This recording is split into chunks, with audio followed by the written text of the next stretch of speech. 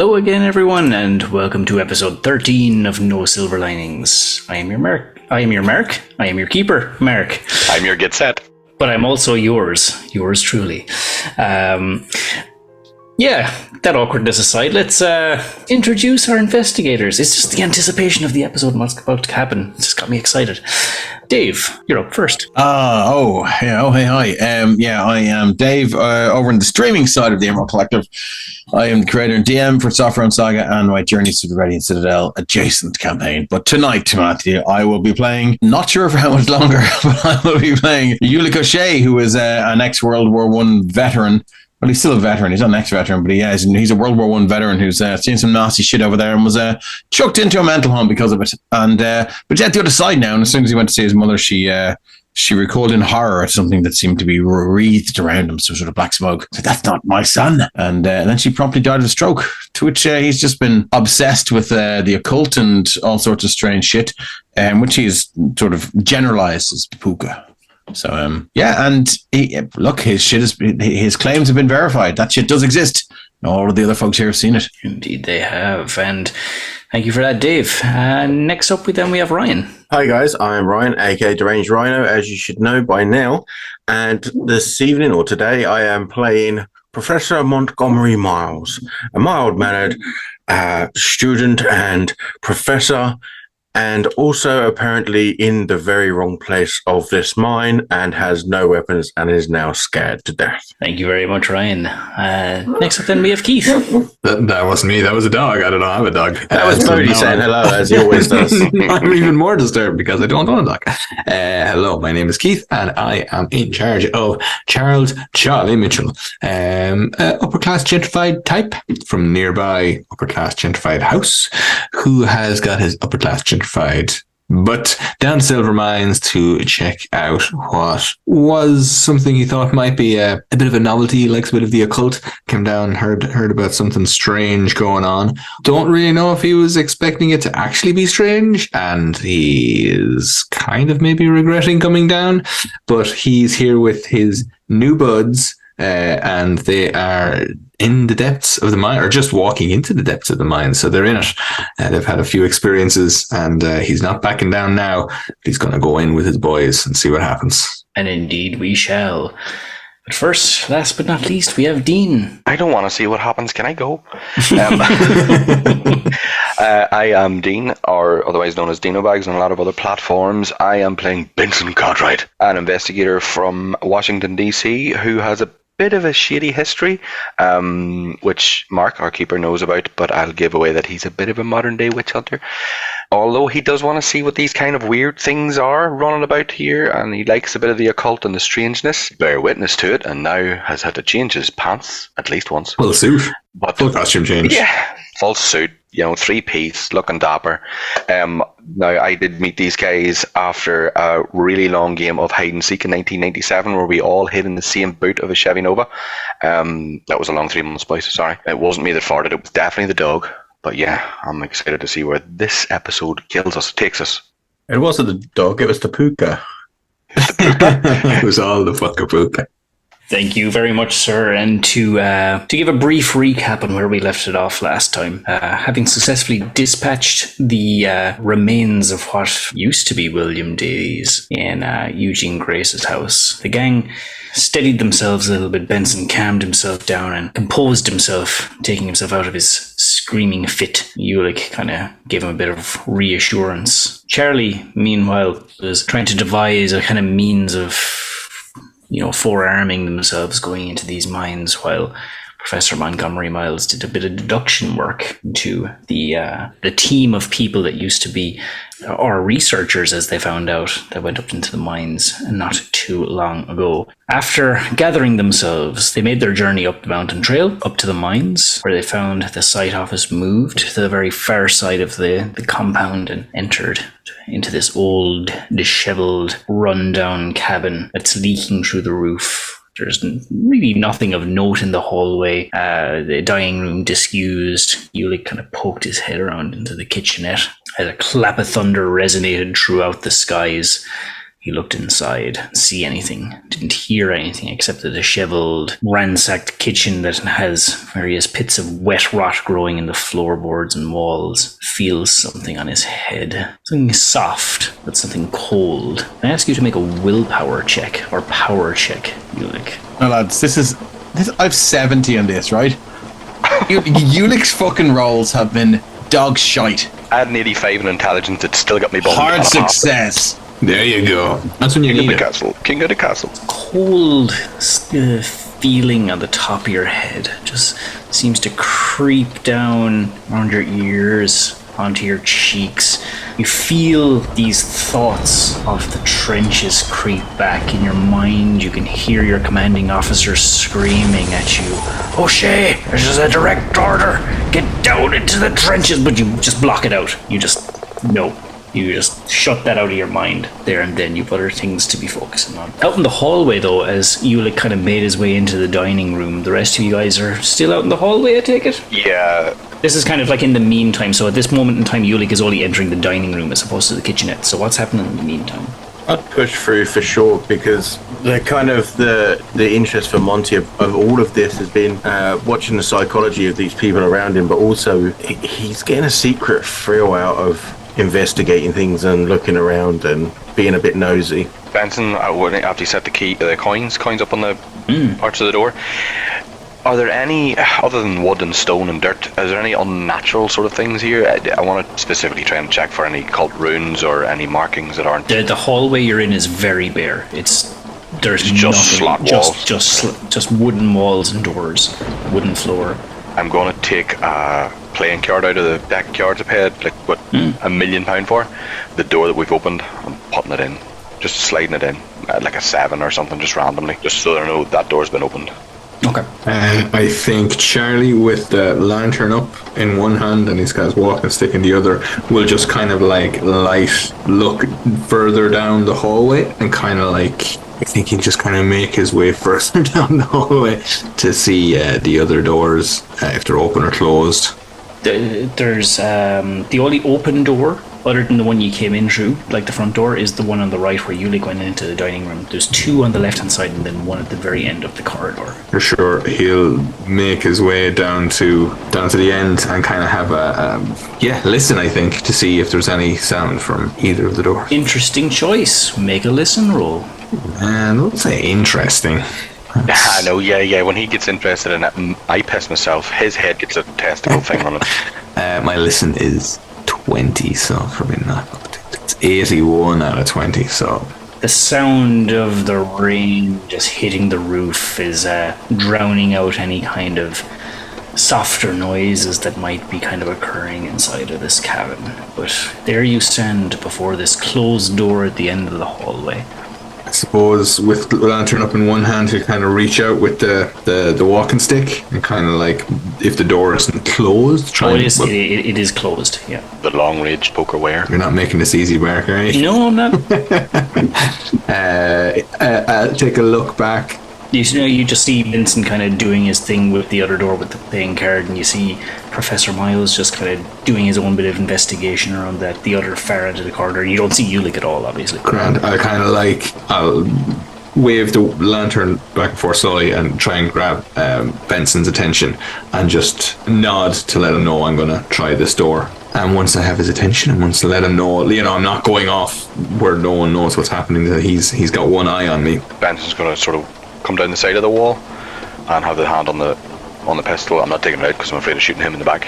I want to be on the side of the door that isn't where it opens. Yes, I get you. Whereas before he'd be where the door opens so we could see in. Ooh, well then I'll hold up the lantern and open the door and just kind of like slowly push it in so that I am stepped back with the lantern kind of light goes in so that Benson can see inside the room. You reach for the door handle, turn it. Door is locked. Oh no, it's a little anticlimactic. That was the word I was looking for. Okay, so again, in an anticlimactic manner, I think I'll just turn to the door beside me and just kind of like open it. So that was the door straight at the end of the hall, and then there's another door to the left. And this is roughly around the same time that same clap of thunder Ulick heard in the kitchenette goes off. Can I ask Professor Miles to make either a listen or a spot. Actually, both listen and spot hidden, because Benson, Charlie, you are preoccupied with the door. A spot listen check. A spot listen. Okay, so a listen is 87 over 40, so it's a foul, and a spot hidden is 55 over 25, which is also a foul. As Ulick is kind of looking through the kitchenette, and Charlie, you're kind of heading over to the next door on your left, and Benson's kind of got your 6. He's kind of flat up against the wall with the revolver in hand. Professor Miles, you're kind of more back towards the end of the hallway by the front door. It's a little too late by the time you hear this crunch on the front door. You turn suddenly. Benson and Charlie and Ulick, you hear this from the kitchenette, this crunch. Splinters of wood go flying past your head. You turn back, Professor Miles, and you see that the sharp end of a pickaxe has just come through the front door.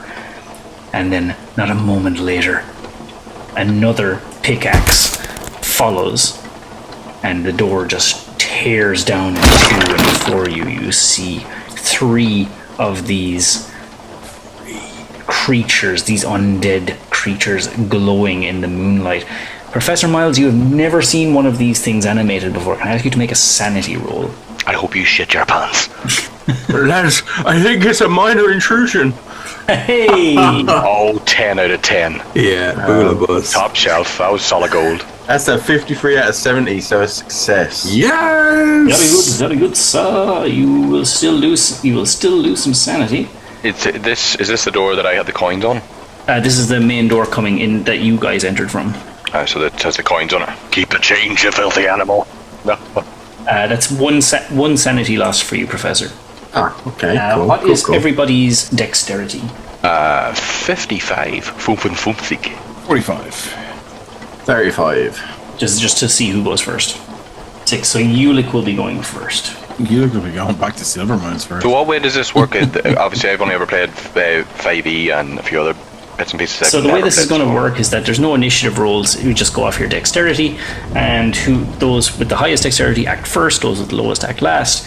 And we'll explain everything as we go. Benson, you turn. You will be acting first. You see 3 of these undead miners glowing in the moonlight, drenched in rain, standing not yards from Professor Miles. I kind of have this notion that he's seen it. I've seen people burned before. I've seen people cut up as witches before.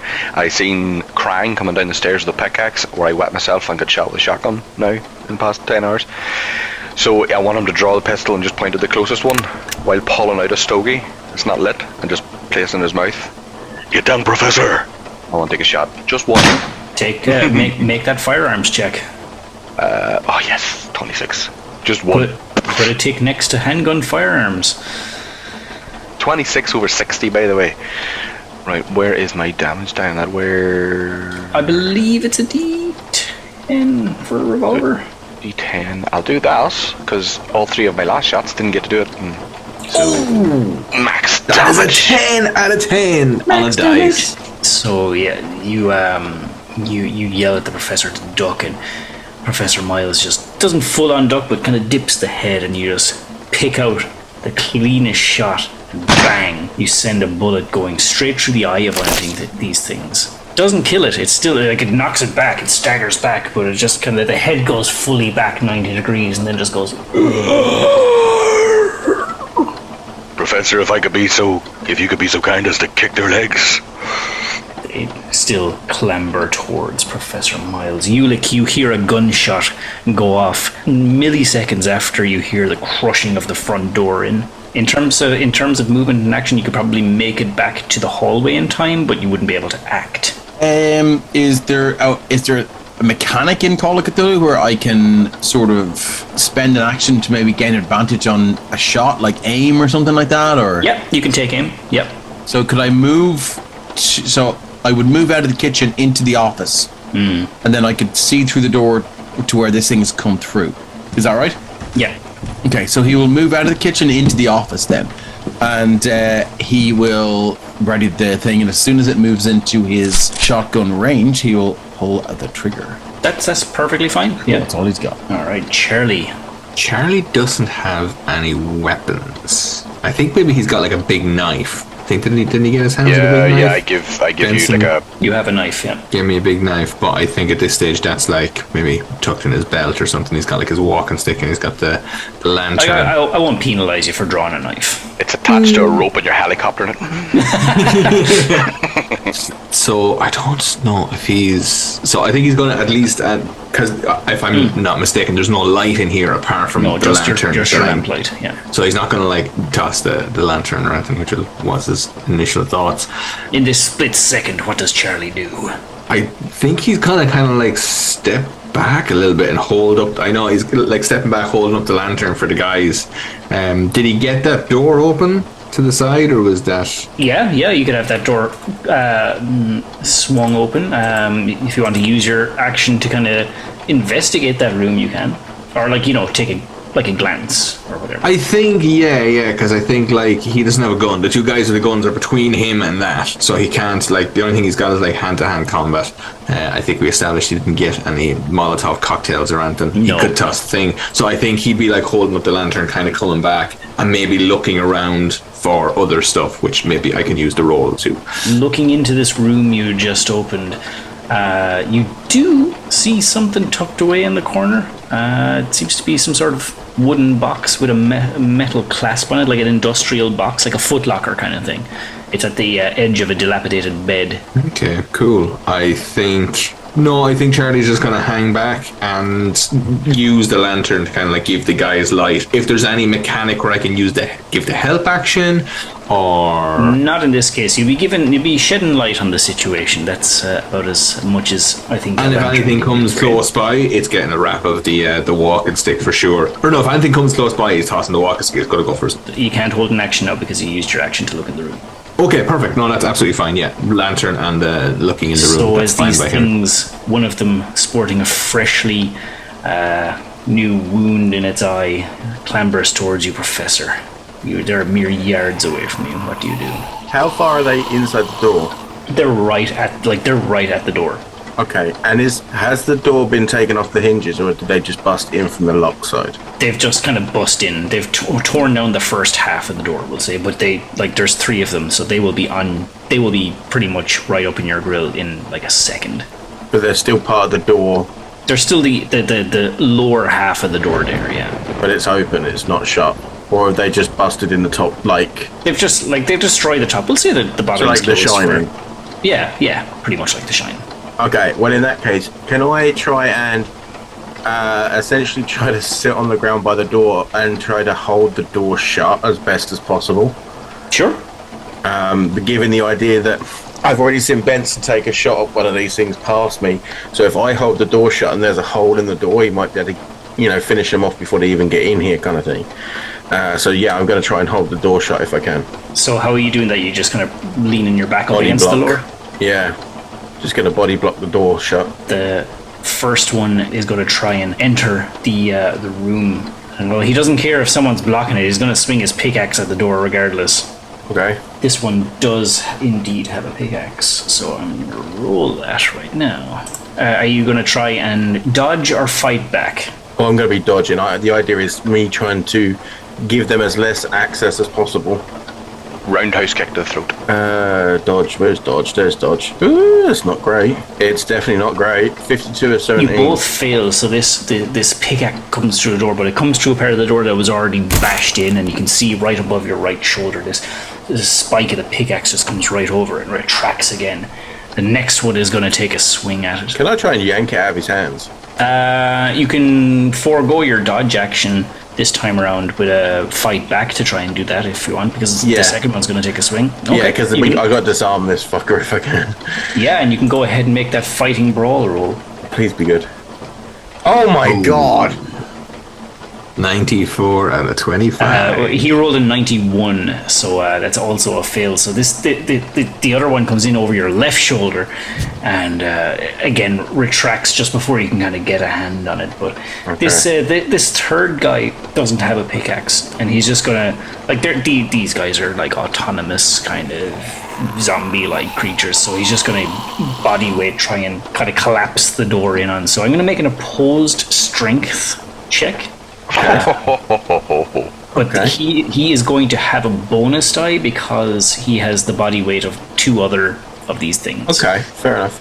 So, what, you roll a strength, I roll a strength, and whoever's the lowest, is it? I'm going to roll. Ooh. What's the 13 and a 6? From Mark. That's a hard success. Oh, for shit. these This is a things. pile-up. Zombie pile-up on the door, and that is a 60 out of 50. For a Even if I failed succeeded, I would performance. fail that, right? Because he got a hard success, yeah. Yeah. So you can feel the weight of the door coming down as this thing kind of just puts its body weight up against it along with the other 2 creatures, and you can feel the door starting to buckle, and it just comes down in on top of you. You kind of scramble a bit on the floor. You will be knocked prone, and I'm going to ask you to make a constitution check as these silver nitrate covered creatures are now all kind of like on top of you. You're all kind of scrambling on the floor, and you feel this kind of cold dead hand on your back. Do I get any bonus to that because of the resistant thing I made? You haven't used it on yourself yet, though. Oh, that's So a good you- point. Yeah, so that's a you good wouldn't point. just yet. Oh! Nice. Hard success with a 23 out of 60. The silver nitrate dust flies up into the air. Instinctively, you just cover your mouth and nose with your hand and resist the effects of this stuff for now. A learned man like yourself knows what to do. Benson, back up at the top of the turn order, you see these 3 creatures lying on the ground with Professor Montgomery Miles at the front door. All 4 of them kind of trying to scramble to their feet. What do you do? What I want to do is run at them with the brass knuckles on. I want to drag the one that's already wounded up and try and slam him off the floor, the wall, whatever. Just brawl with these sons of bitches. What can you do in melee combat? I mean, I tried to take 3 pot shots, miss. I don't want to take pot shots and hit Montgomery. I say that out loud, but if I hit him, oh well. If he dies, he dies. I want to try and tear these guys off him. Okay. The one that's wounded, I want to lift and smash off a wall. And if I have movement and ability after, or actions after, can I You're punch close another? enough that you can move up to this thing and attempt to take care of it. Okay, so would I be able to like grab 2 of them by the collars to pull away? Yes, but you will have to make. I'm trying to incorporate my brawl thing in here.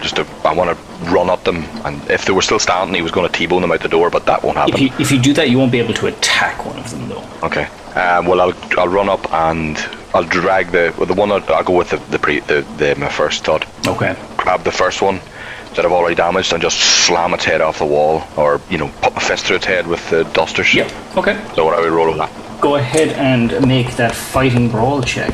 Ninjutsu check. I'm gonna say it's not going to try and dodge because it's kind of prone. So. Yeah, they're at my mercy. As he's running, I'm just gonna say, guys, Ulick, Charlie, open your fucking eyes. I'm just gonna run, and then a 34-65. Yay! Put a tick next to fighting brawl. Fucking both sides. It's morphin' time, boys. Look, I turned into a giant pot plant. What is your damage bonus? So dexterity, dodge, spell damage. Damage bonus it comes up as 0. 0. Okay, that's perfectly fine. So it'll just be a straight 1d4. Oh, so 95 Damage. then. In regards to putting a mark against successes like that, Mark, do we get those for the main stats as well? No, not the main stats, just the Okay. skill rolls. Yeah. Cool. Just looking at the character sheet there, in spells I have annihilate minor zombies. You shouldn't have any spells. I'm only joking. I have wish. Just Wish.com maybe. I fucking wish I never went to Silvermines. we basically are the Power Rangers if they were bought off wish. You pull up this thing by the collar with your brass knucks. You just kind of bang straight into the forehead. The skull kind of caves in a bit. You feel like you should have met some bit of resistance, but it seems like it's like punching a sponge. It just caves in. A bit of fresh gloop falls out from the eye hole that you made with your revolver bullet. This thing is still alive, well animated, as it just goes. Can I ask you to make a constitution check, please? No. Just no, sir. You can ask, but you won't do it. 42 over 50, yeah. Yeah, you're kind of holding your breath and not inhaling any of the stuff, and you're kind of And I've got my wee hanky around my face as well, the wet hanky. Yeah. Okay. Cool. Not today, bitch.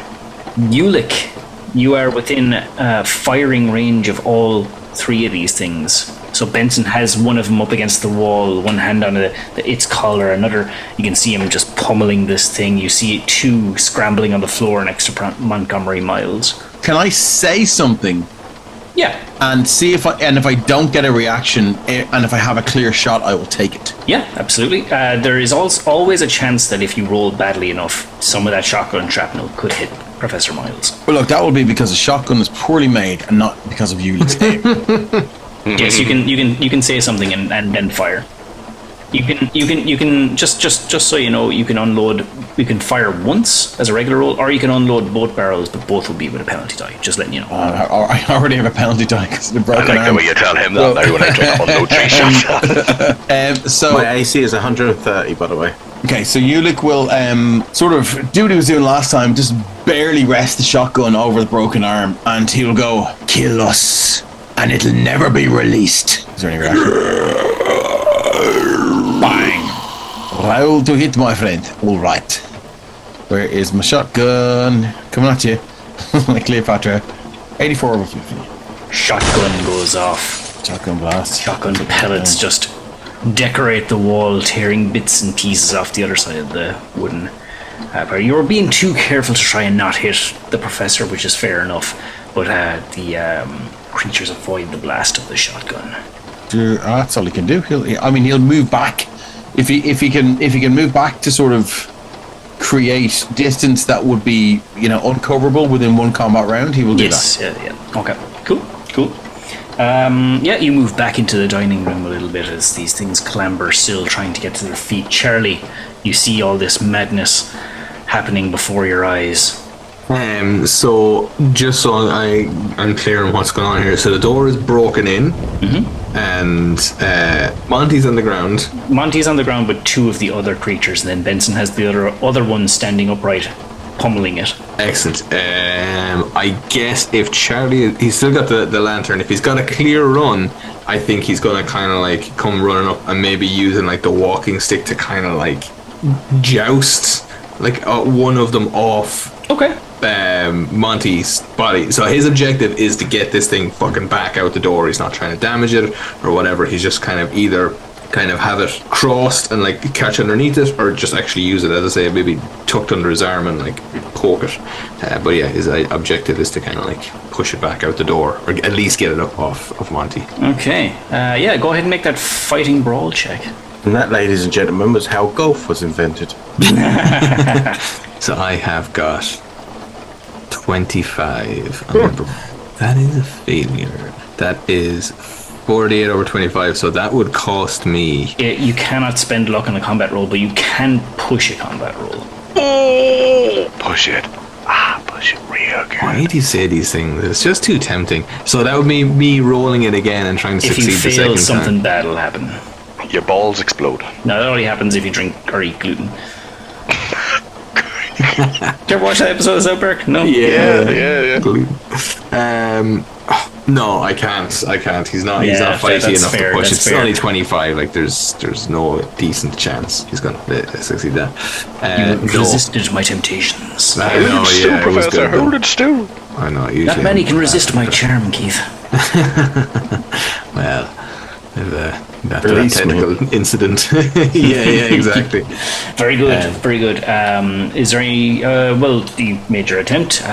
You are now kind of in close proximity to these things, so I might ask you to make that constitution, please. Yes, I would be, wouldn't I? 53. You see, then that's a roll I could take a punt on. It's doable. That's a fail. 62 over 53. There's no you can luck spend, rolling you on can that. spend luck on that, yeah.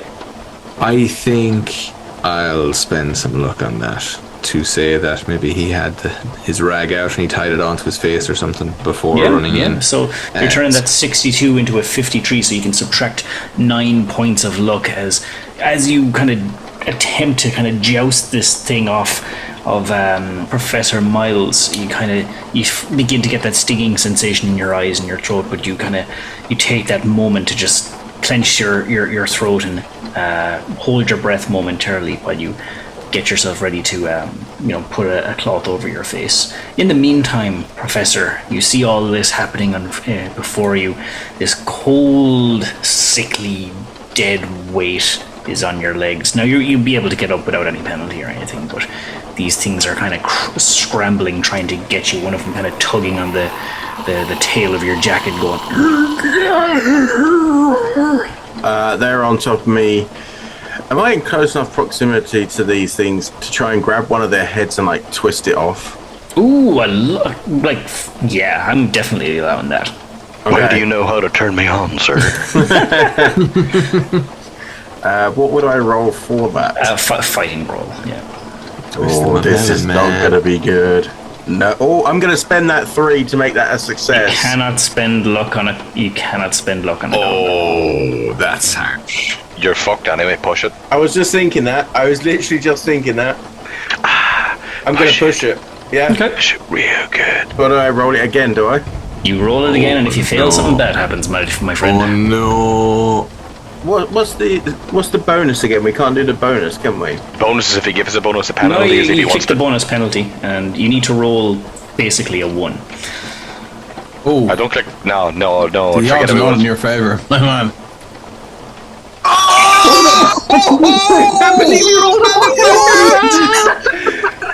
In one.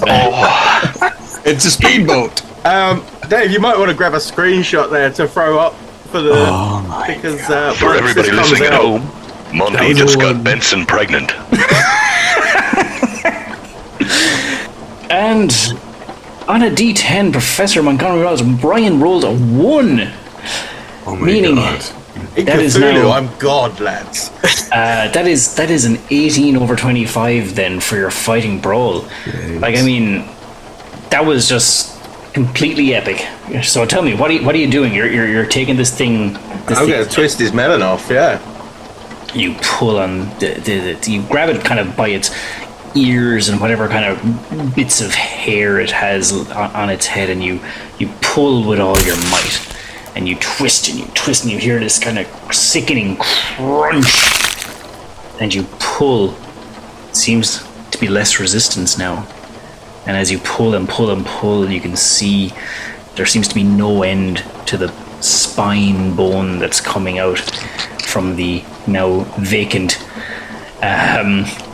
place where its head used to be, and you pull this thing's head off, and as you hold it up to your face, you can still see the maw of this thing is still kind of chattering, trying to get at your face.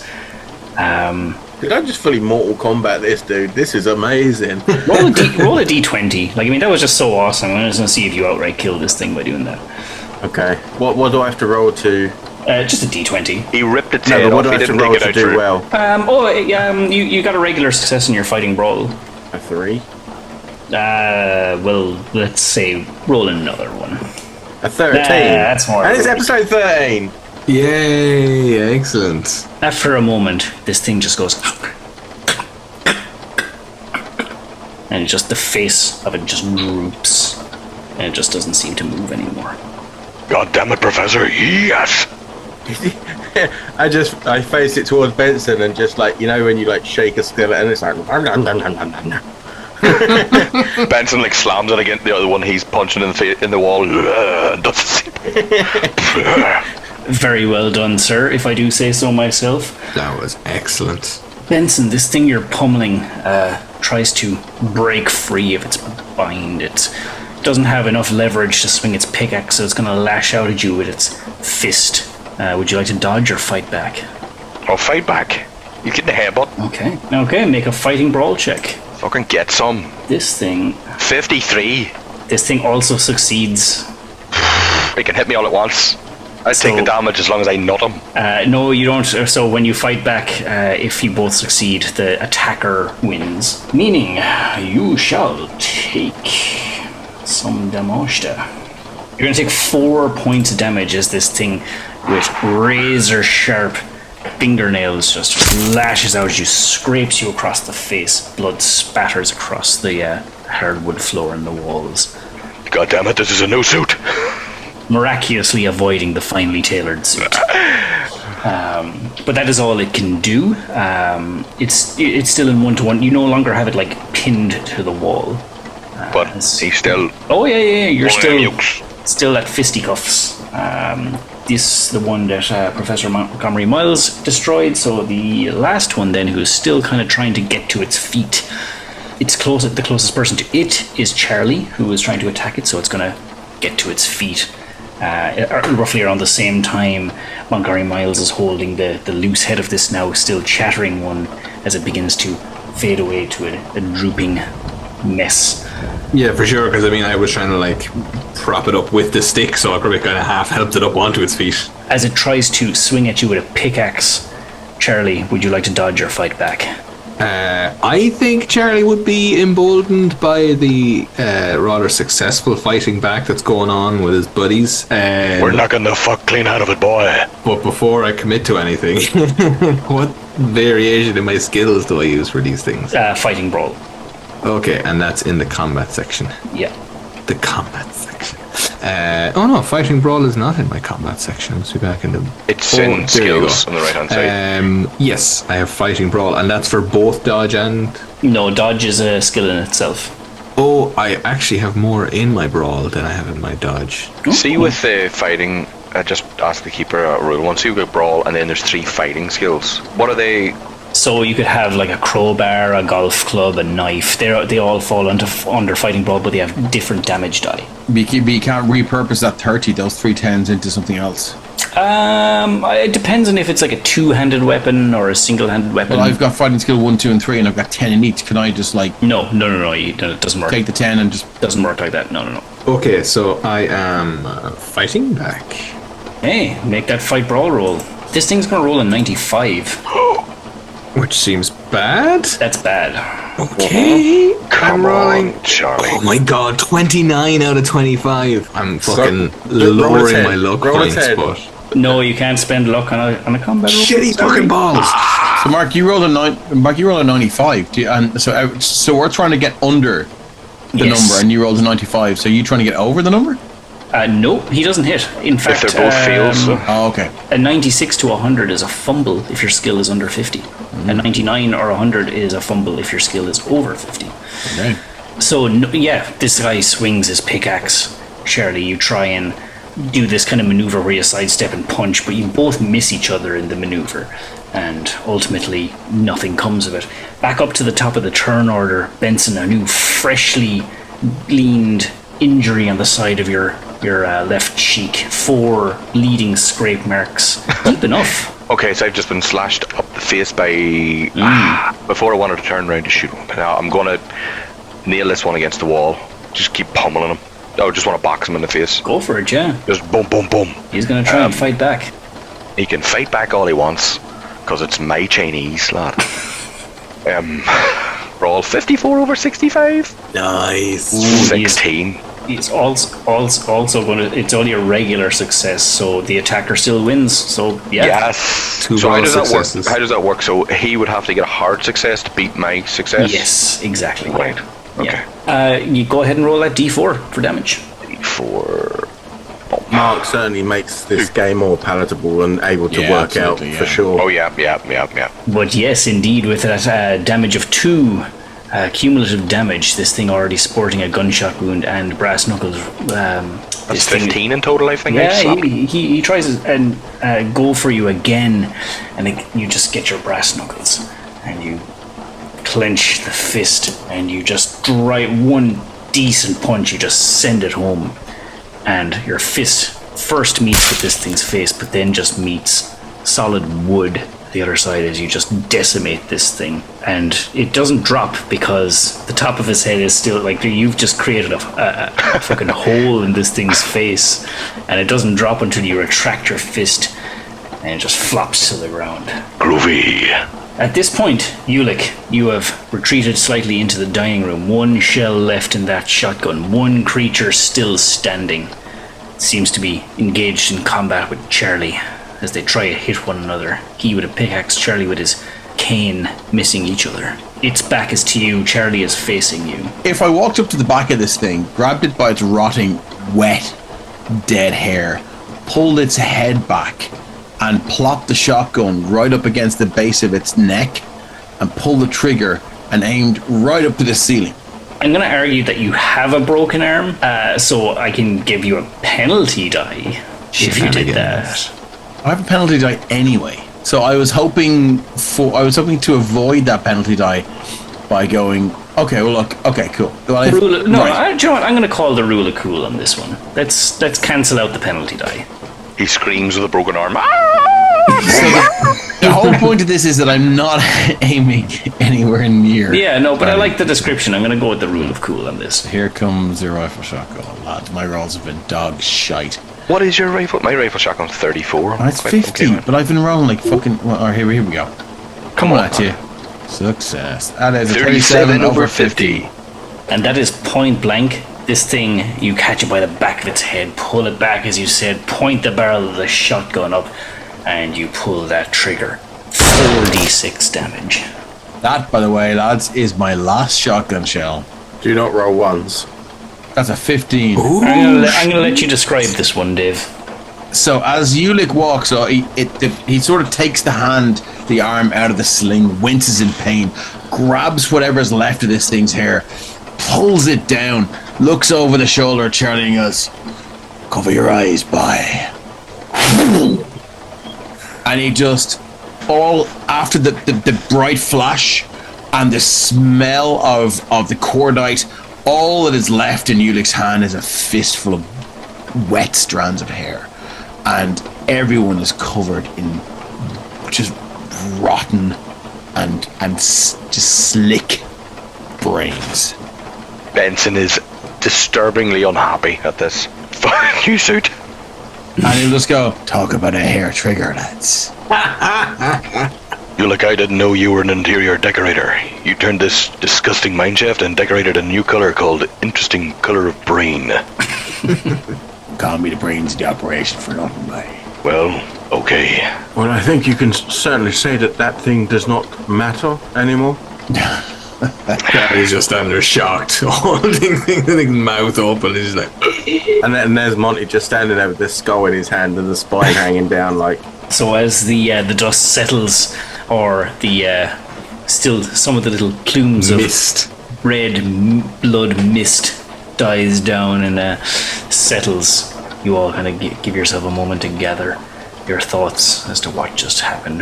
Professor Miles, this is the first time you've seen these things like actually moving around, and then you had three of them on top of you, clinging and clawing at you as you all kind of stand up and dust yourselves off, as it were, taking off little bits of gore and viscera off your respective clothing. and Charlie look for name tags on the bodies. Absolutely you can. And dog tags. Hi, my name is... Well, we found the name tag. The last Yeah. one had a name tag that added up, matched with the. No, I know, I'm just thinking of the business restaurant people, smiley yeah. face name tags. Hello, my name. Yeah. Because of how close they were to me, and now that I'm holding this skull of this other one, can I make any intellectual idea as to how they're animated?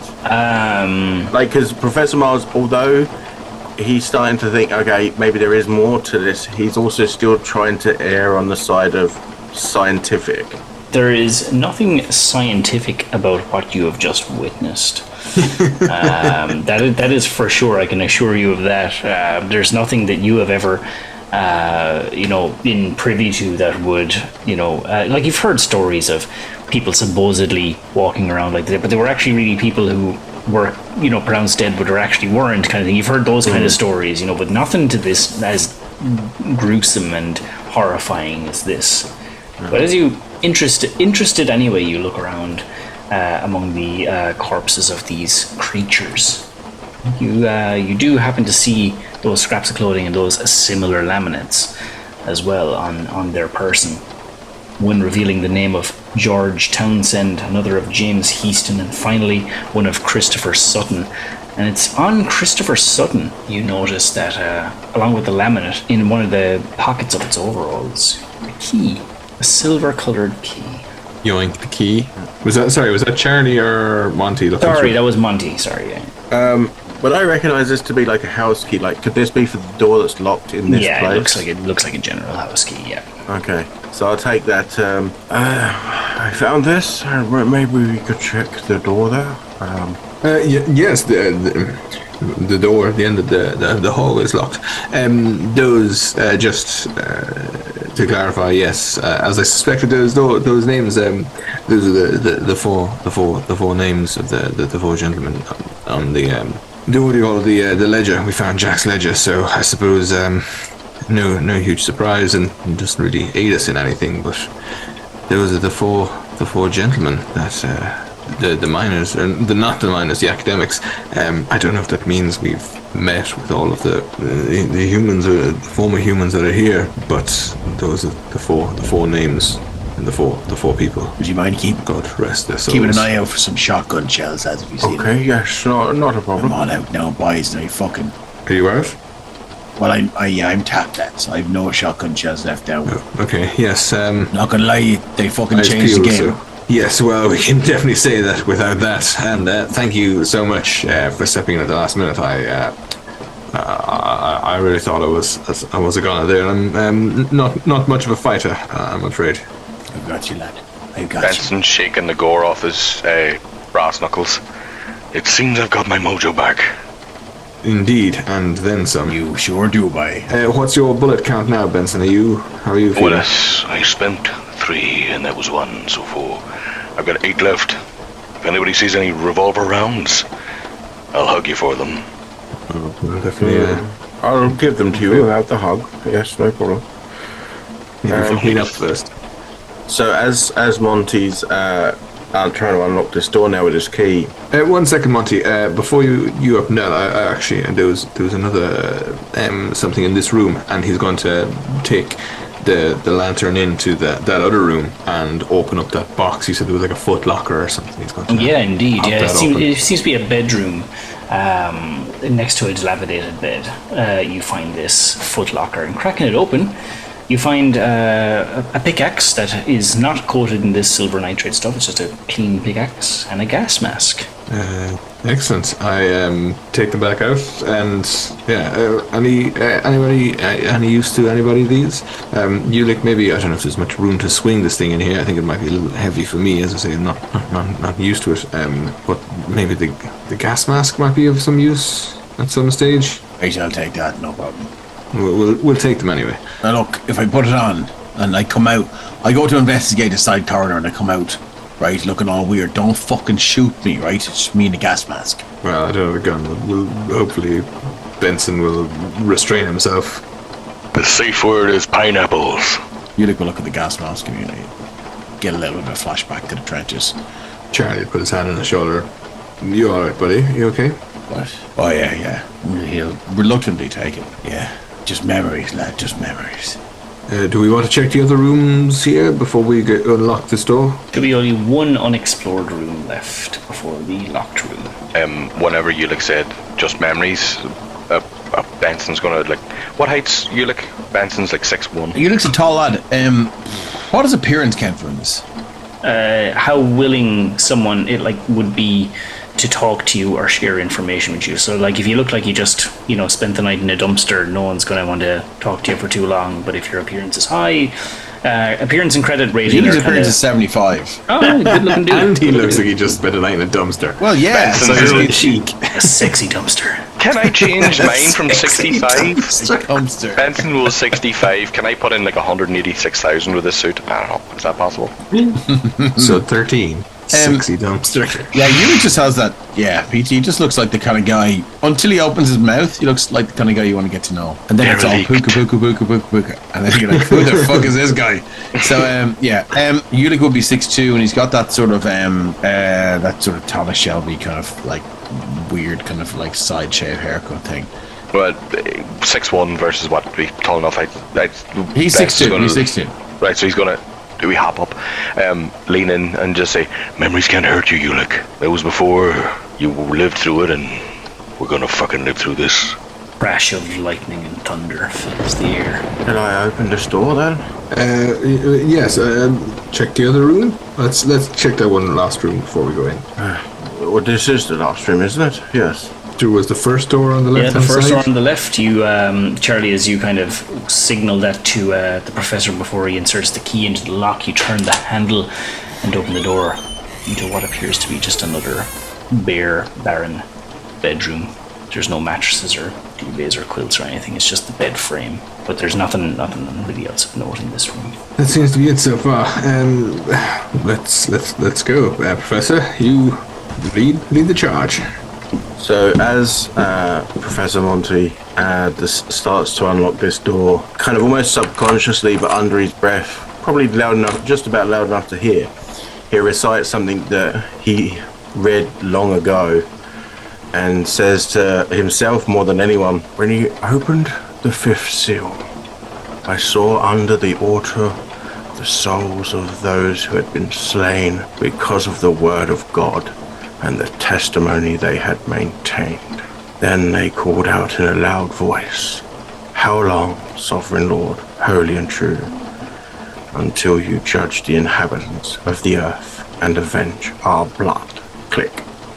Unlocks the door. You push open the door as it scrapes along the hardwood floor as you push it.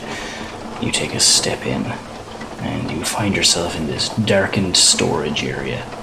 The room is cluttered with dusty crates and an array of discarded tools connected by large cobwebs stretching between them. As you survey the room around you, your eyes are drawn to the back wall, where a set of wooden panels have been torn down, revealing a narrow passage or a narrow opening that leads into an abyss of darkness. It appears that the broken panels conceal a hidden tunnel entrance into the Silvermines mountains. You feel this kind of dead air in the storage room, and you kind of get this feeling that this hole in the stone wall at the far side of this cabin, in the room which you stand, seems to be almost sucking in what little light you have down into this tunnel. You cannot see, after a few yards, what lies within. But you do get the sense that whatever is down in this tunnel is very, very unsettling. Very, very unsettling indeed. And I think that's a good place to leave it. I don't think so. Dun, dun, dun. I mean, seriously, like, dun dun dun, indeed. So there you have it. We are in endgame territory now, my friends. So for anyone who's been listening along, thanks for the journey so far. We're nearly there. Take your bets, who's gonna make it? May Indeed. God have mercy on us all. Well, apparently Professor Muscle Monty is going to make it. Monty is fucking I wanna- kicking ass and taking names. I already have a name for him. Professor Hands-On Miles. Well, thank you very much, everybody, for listening. Thank you guys for playing, and if you're enjoying what you're listening to, we have a whole other side of things as well. We have our Twitch streams. We have 4 streams a week. So do check us out over there. And the Discord community as well. Lovely bunch of people, as you can tell from our investigators here, and there's much more where that came from. You definitely haven't gotten this far without me already hearing me give props to Mark and his creation here, No Silver Linings. Get it on Drive-Thru RPG and check it out and torment all your friends, just as Mark is tormenting us. Thank you very much, Mark. You're a legend. Oh, it's my pleasure. The man, the myth, the Cthulhu. Oh, and big props to Ryan there for that reference there, or that quote at the end. I don't know. That was awesome. That yeah. was. It's from the Book of Revelations, but it was about the 4 horsemen of the apocalypse. Benson's background, I'm holding off, but yeah, he's taking note of what you said. Adds to the sense of foreboding. And God's sakes, yes. on that note, we hope to see you back for episode 14. Thank you very much, everybody, for listening. Thank you guys for playing, and we will talk to you real soon. Bye, guys. Bye. Bye.